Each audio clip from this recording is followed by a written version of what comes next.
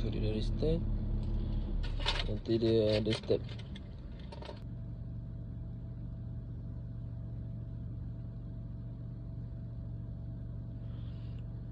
Kan continue. Masuk balik wifi yang kita dah masuk tadi. Pastikan connect dengan wifi.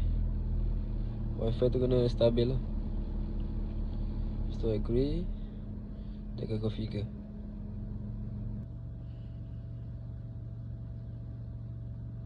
Okay, dia dah kata bateri SSG ni 4. Okay, tekan continue. Biar dia habis configure.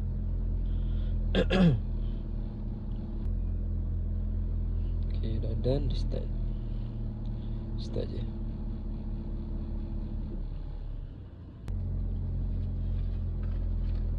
Check battery health. Verify part tu dah hilang. Dalam ada 100. Lepas tu pergi dekat general, about part service. Akan keluar use. Macam tu. Okay, bye.